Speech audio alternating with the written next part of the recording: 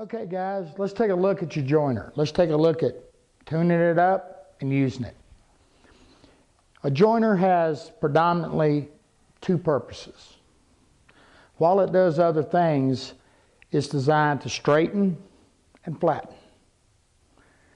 It'll create us a parallel surface. What do I mean? It creates a surface from which other operations are made. In the case of this piece of ash, a jointed edge is going to be straight and true. And that's what it's designed to do. But in order to do it, it has to be straight and true. One of the things you need to set up your joiner is you need a good straight edge. The longer the better. And you need a good square. When you change the knives in your joiner, here's what you're looking for. The knife, now we've got the guard removed so you can see this. This is an in-feed table. This is the out-feed table. What we want is when this straight edge is setting on the out-feed table and our in-feed table are both brought up to where they're dead flat. We want that knife to just touch right here. Let me move it out a little bit so you can see better. Can we get that? Just, in other words, you want this surface, the blade, and this surface to be dead flat. If not, simply you want to adjust your outfeed. Your infeed is the adjustable part that allows for the depth of cut you're going to be making. By moving the the outfeed table up or down until this surface and this plane is perfectly flat. When you change knives, always check both sides of your joiner to make sure your knife is in correctly. It's imperative that this be perfectly flat all the way across. At that point, that's where you want to set your little depth indicator, because that is the point of zero. The other thing we want to do is we want to make sure that the fence is square to this surface. So we simply use a good square, a good known square. And we make sure that it's set up to where this surface is perfectly straight with this surface.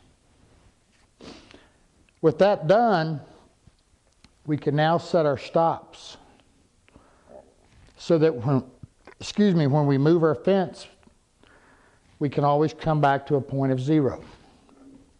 Always keep an eye on your joiner and check it real frequently just to make sure nothing has moved. Okay, let's come back and take a look at a couple uses for it. What we've got here is an old piece of wood, and as you can well see, we don't have a good surface. So we need to join it. Now what I've done on the back side of this, I've already jointed one flat surface. This is where I'm going to start indexing from. What am I talking about? I want to maintain this flat, tight against my fence. Because what the joiner is going to do is create me two parallel square surfaces. Now, in the case of something like this, you have two choices. You have a point touching here and a point touching here. Or, if you were to flip it, you're going to have this. You're going to have the rock. Now, while this is joinable, you will find that you will get a better joint, and it's easier to do than working on the 2 points. Now here's a tip. If you've got something longer than what your joiner is,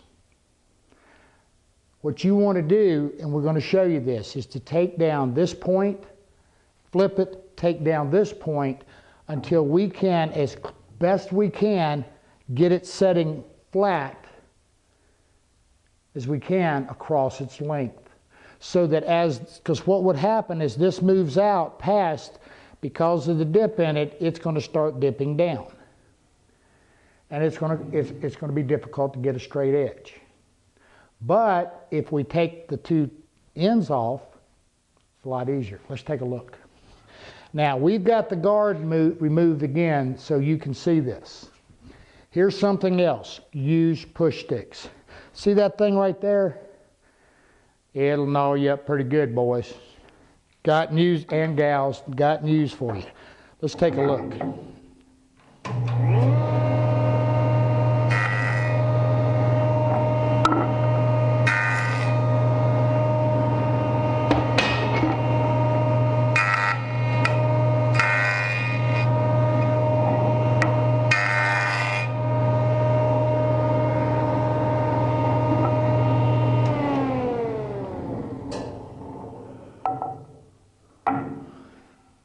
Got a ways.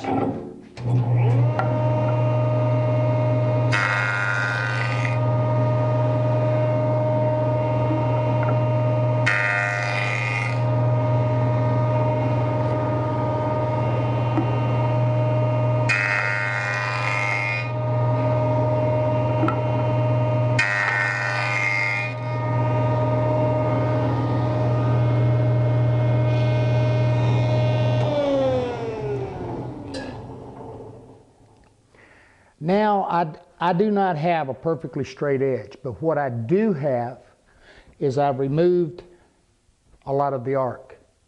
Enough that a good pass through, I'm not going to be dropping off that end. Okay? All we've done is nibbled away the worst of the bow.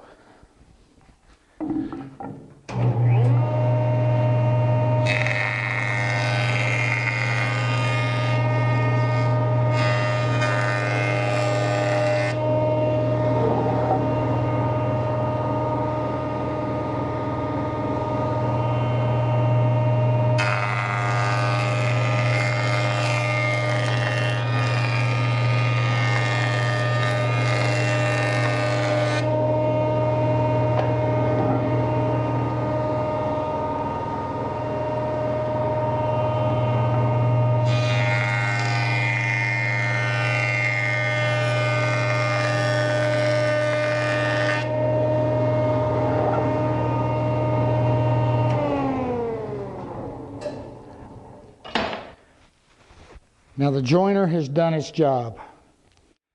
I have two parallel square surfaces.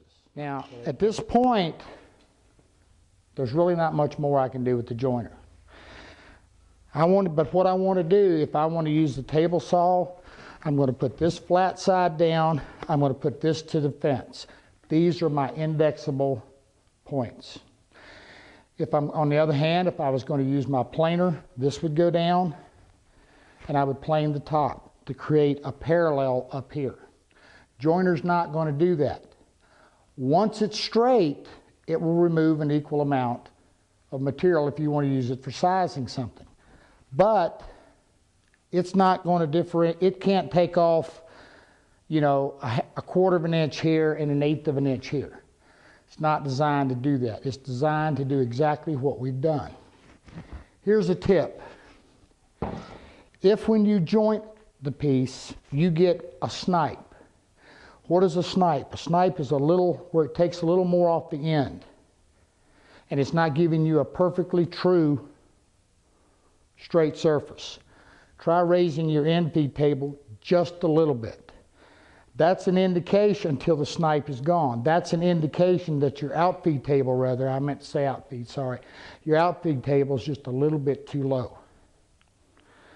Light passes with a nice smooth push through is the key to getting a nice edge.